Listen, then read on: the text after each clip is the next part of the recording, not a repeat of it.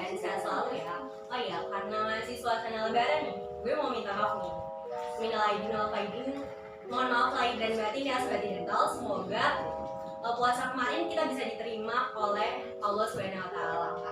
Oke, by the way udah lama banget nih terakhir post konten TikTok kayaknya udah lama banget, udah beberapa bulan yang lalu, dan akhirnya kita kembali lagi upload nih. Pasti Sobat Dental udah nungguin kan?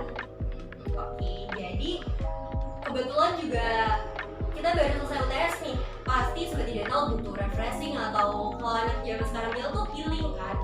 Jadi ya mungkin ini dengan nonton video ini bisa jadi healingnya Sobat Dental. Oh ya, sebelumnya kita perkenalan dulu ya. Jadi kali ini bareng gue Tias Nuraini. Gue nggak sendiri di sini, gue bareng gue kedatangan tamu nih yang sangat menarik, dan kita akan bahas topik yang sangat menarik juga. Oke. Jadi halo Alvin. Halo. Apa kabar nih? Kelihatannya nggak baik-baik aja nggak sih? Iya betul. Jangan-jangan masih ke bawah suasana Pemaskap yang kemarin ya? Iya nih bener banget, apalagi kemarin tuh kekalahannya menyakitkan banget gitu kan. Terlebih lagi kita sebagai juara bertahan gitu. Terus sebagai badminton lovers atau masyarakat Indonesia pada umumnya kan berekspektasi kalau Indonesia di tahun ini bakal juara lagi gitu kan. Tapi ternyata di luar dugaan kalah sama negara yang baru pertama kali masuk ke final Pemaskap gitu. Jadi feel atau perasaan sedihnya tuh masih kerasa banget gitu. Ya, mungkin sebelum terlalu jauh kita belum kenalan nih. Betul. Bisa perkenalan dirinya dulu? Bisa. Oke. Halo Sobat Dental. Perkenalkan, nama saya Alvin Asari Mustafa. Saya mahasiswa Universitas Swadaya Gunung Jati tingkat 1 semester 2 dari program studi ilmu komunikasi gitu.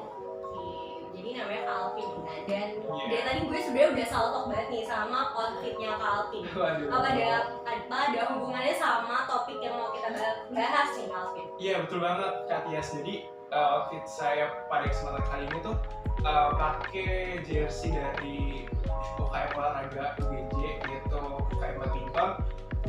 Kebetulan saya ini sempat join juga di UKM olahraga badminton, tapi waktu pas semester awal gitu loh.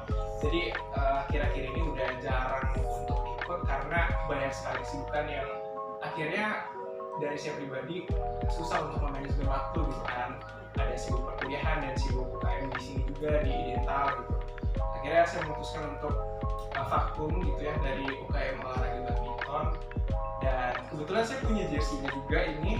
Oke Sobat Dental, karena topik yang mau kita bahas pada kesempatan kali ini berhubungan dengan badminton, yaitu membahas Pemaskap 2022, saya berinisiatif untuk memakai jersey badminton UGJ gitu Kak. Keren banget ya Sobat Dental. Effortnya tuh ada banget. Iya, terima kasih. Jadi kayak kita harus kenalan dulu nggak sih, kayak ngomongin Pemaskap pasti kayak Sobat Dental pasti ada yang belum tahu juga nih. Jadi Pemaskap tuh apa sih Kak Alvin?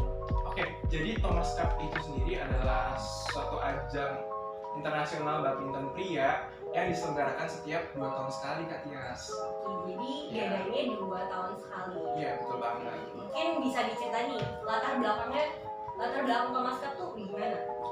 Biar Sobat Dental ngerti nih. Oke, jadi gini ya Sobat Dental. Jadi Pemaskap itu sendiri pertama kali atau sejak tahun 1982 diselenggarakannya setiap 2 tahun sekali. Tadinya pada awalnya itu diselenggarakannya setiap 3 tahun sekali. Namun setelah tahun 1982 hingga saat ini diselenggarakannya setiap 2 tahun sekali gitu. Oke, jadi ini si Pemaskap ini tuh didirikan oleh siapa nih kalau boleh tahu? Oke, Pemaskap ini tuh didirikan atau diinisiasi oleh Sir George Alan Thomas. Beliau itu salah satu pionir dalam dunia badminton internasional, dan beliau juga merupakan salah satu pendiri dari BWF atau Badminton World Federation gitu Kak. Oke, jadi si Sir George Alan Thomas itu mantan presiden IBF yang sekarang namanya diganti jadi BWF Ya, atau betul. Badminton World Federation. Federation. Iya. Oke. Terus kalau di Pemaskap tuh ada ketentuannya nggak sih bersaing itu tuh cuma diikuti oleh laki-laki. Iya betul banget. Dari Thomas Cup itu sendiri merupakan turnamen khusus untuk pria gitu ya. Untuk wanita itu sendiri ada yang namanya Uber Cup. Kita sekarang fokusnya ke Thomas Cup gitu ya kan. Jadi Thomas Cup itu sendiri ketentuan mengirimkan perwakilannya itu ada lima perwakilan, di mana 2 perwakilan itu untuk sektor ganda putra dan 3 perwakilan untuk sektor tunggal putra kan itu. Ya. Itu tuh kalau boleh tahu kan Indonesia ikut kan Iya, betul. Thomas Cup di tahun ini, tahun 2022. Nah, mungkin nggak langsung ngebahas di tahun 2022 pertandingannya, bisa dibahas prestasi sebelumnya nih Kak Alvin. Prestasi Indonesia di Thomas Cup. Oke, untuk dari sisi prestasi ya, kita sebagai badminton lovers khususnya atau pada umumnya sebagai masyarakat Indonesia patut berbangga nih Kak. Kenapa? Karena Indonesia merupakan peraih gelar Thomas Cup terbanyak sejauh ini di antara negara-negara di dunia. Indonesia itu meraih sebanyak 14 gelar sejauh ini, dengan disusul oleh Cina dengan 10 gelar, kemudian Malaysia dengan 5 gelar, dan Jepang serta Denmark masing-masing dengan 1 gelar gitu Kak. Iya. Oke, keren banget ya Sobat Digital. Dan for your information Sobat Digital, terakhir kali Indonesia meraih meraih piala di Thomas Cup itu pada tahun 2020 dan dilaksanainya di tahun 2021 karena ada pandemi COVID-19. Betul. Itu tuh dilaksanainya di Aarhus, Denmark, Iya. bener ya Kalvi ya? Iya betul. Oke. Terus ngomong soal Thomas Cup tahun lalu, sebenarnya seberapa optimis sih Kak Indonesia untuk menjadi juara di saat itu? Oke, kalau dari pendapat gue pribadi, seberapa optimis? Saya bilang optimis banget ya, karena salah satu legenda bulu tangkis Indonesia yaitu Lim Swee King, beliau berpendapat bahwasannya Indonesia ini sangat berpotensi untuk menjadi juara karena Indonesia memiliki pemain-pemain di sektor putra itu sangat berkualitas dan berpengalaman ya dari segi prestasi gitu ya.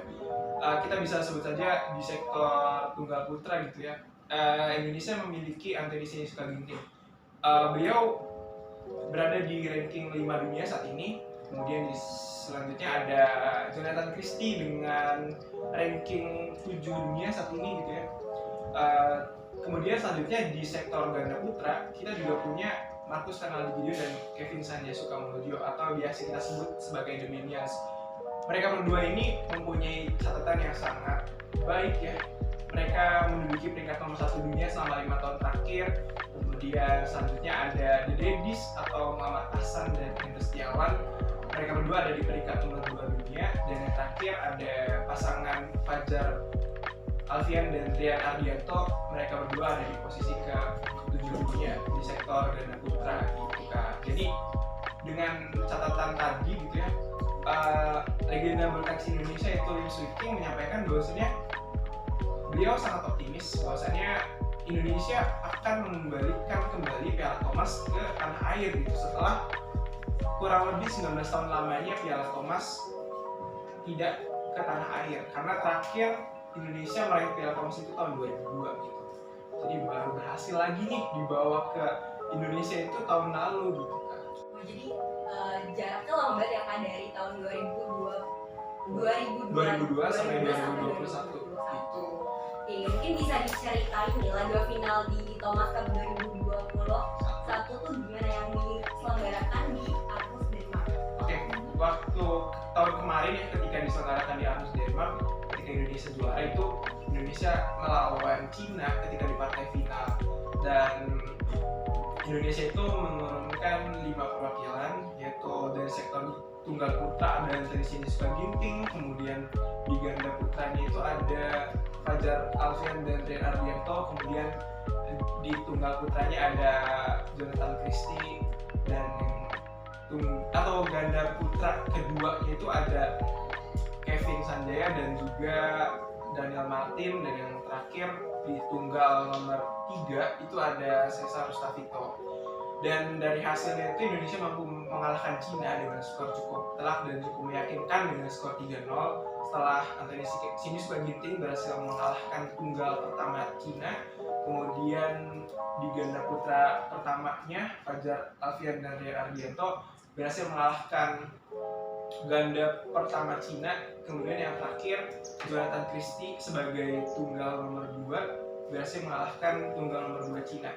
Jadi dengan hasil tersebut Indonesia mampu meraih gelar ke-14-nya di ajang Thomas Cup ini. Kita juga cukup mengapresiasi dan sangat bangga gitu ya, akhirnya Piala Thomas kembali lagi ke tanah air setelah 19 tahun lamanya.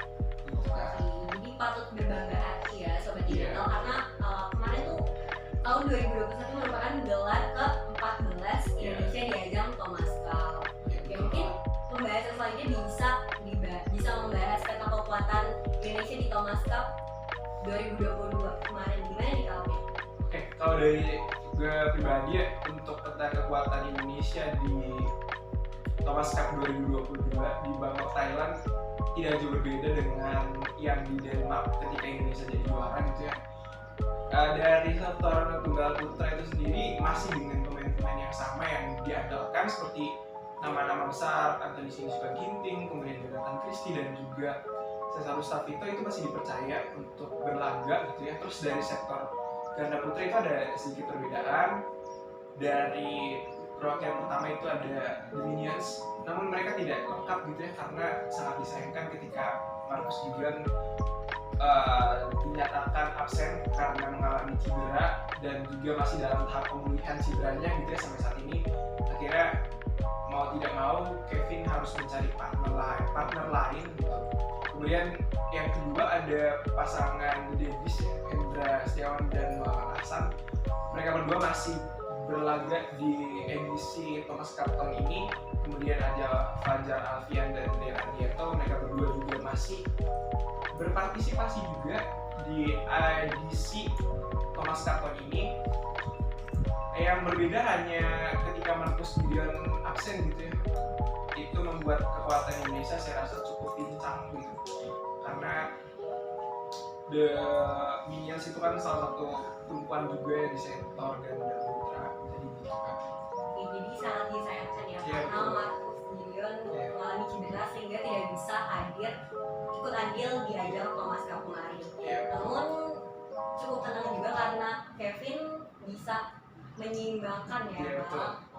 Oke, Kak, mungkin selanjutnya bisa kita bahas perjalanan tim Thomas Indonesia di ajang Thomas Cup 2022 di fase grup. Gimana nih Kak? Biar Sobat Digital juga tahu. Iya, oke. Jadi perjalanan tim Thomas Indonesia di fase grup itu kebetulan ya, Indonesia itu tergabung dengan tuan rumah Thailand dan juga ada 2 kontestan lainnya seperti Singapura dan Korea Selatan gitu ya. Dan di fase grup itu sendiri Indonesia berhasil menjadi juara grup dengan catatan meraih 3 kali kemenangan. Mereka berhasil mengalahkan Singapura dengan skor 4-1, kemudian mengalahkan Thailand dengan skor 4-1. Kemudian yang terakhir ketika perebutan juara grup, mereka berhasil mengalahkan Korea Selatan dengan skor 3-2 gitu. Jadi Indonesia berhasil mengalahkan Korea Selatan Iya. pada akhirnya gitu. Iya. Sampai akhirnya Indonesia masuk kuarter Final, Terus iya. setelah Korea Selatan Langsung kuarter final lawan Cina. mungkin bisa dijelasin sedikit nih kalau tim di kuarter final tuh kayak gimana sih? Boleh. Jadi Indonesia itu kan berhasil ke kuarter final ya. Dan di kuarter final itu mereka menghadapi Cina.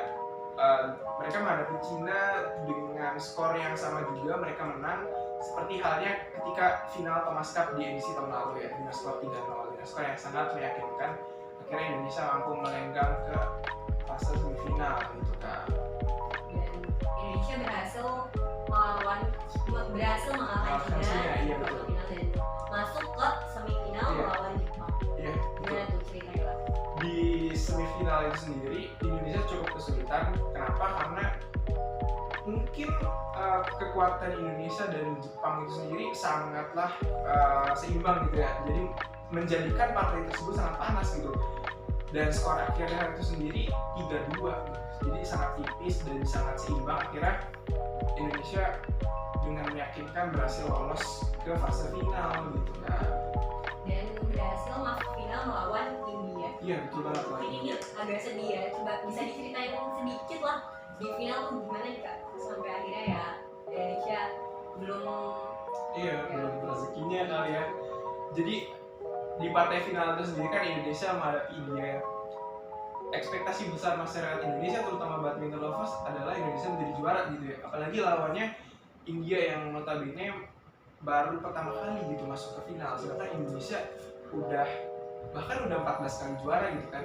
Jadi ekspektasi kami tuh tinggi gitu.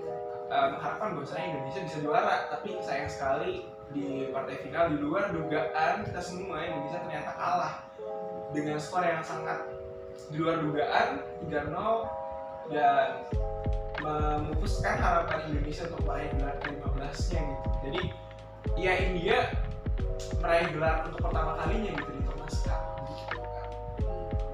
Jadi walaupun tahun ini Indonesia belum berhasil menambah piala ke-15 yang Alpin, tapi jangan sedih terlalu lama juga karena ya kita juga harus mengapresiasi pemainnya. Mereka udah berjuang sangat keras melawan negara-negara lain yang sama hebatnya dalam bulu tangkis. Iya betul kan. Oke, mungkin bisa mungkin kalian bisa ngasih evaluasi sebagai badminton lovers buat pemain Thomas Cup. Kalau pendapat dari pribadi ya, sebenarnya gue kan bukan pengamat yang sangat mengikuti gitu ya, tapi kayak sebagai fans biasa doang gitu ya. Kebetulan gue juga kemarin menyimak salah satu postingan sosial media dari salah satu legenda Indonesia lainnya kayak Taufik Hidayat, dan beliau itu menyampaikan bahwasanya Indonesia perlu perbaikan di sektor tunggal putra. Kenapa? Karena beliau rasa di tunggal putra itu belum mempunyai pelatih yang sangat berkompeten atau sangat berkualitas. Bukan berarti merendahkan ya kan, bukan berarti merendahkan pelatih yang sekarang gitu, tapi mungkin bisa lagi untuk dicari pelatih yang lebih berkualitas, lebih baik, lebih berkompeten untuk mendampingi para tunggal putra Indonesia yang sudah hebat menjadi lebih hebat lagi gitu kan. Untuk sektor ganda putra, untuk saya pribadi mungkin sudah sangat baik karena pelatihnya juga didam-damkan sama negara lain gitu kan, berarti udah terbaik banget lah untuk sektor ganda putra gitu kan. Oke, berarti mungkin evaluasinya di sektor Tunggal putra, iya betul. Mungkin Calvin juga bisa nyampein nih harapan kedepannya untuk tim Thomas Indonesia. Oke, kalau dari saya pribadi ya, untuk tim Thomas Indonesia semoga kedepannya bisa meraih gelar lagi, lebih banyak lagi, lebih sering lagi, dan juga semoga bisa berprestasi juga di ajang lainnya, tidak hanya di Thomas Cup tapi juga di ajang-ajang lain seperti kayak SEA Games, Asian Games, Uber Cup dan lainnya gitu ya, sehingga nama Indonesia terus harum di kancah internasional gitu kan. Amin ya Kak, semoga bisa terkabul. Amin. Mungkin udah banyak banget nih. Kayak Calvin juga udah haus, udah capek, udah keringetan juga. Mungkin bisa kita tutup aja ya Sobat Dental. Jadi pembahasan kali ini cukup menarik, sangat menarik menurut saya, sangat menarik. Kita ngebahas Thomas Cup, ya sejarahnya, terus latar belakangnya. Tadi Calvin juga sempat cerita tahun 2021 gimana ya Kak Thomas Cup-nya gitu. Mungkin sekian kali ya Kak video season mengenai Thomas Cup. Terima kasih banyak buat Calvin yang udah meluangkan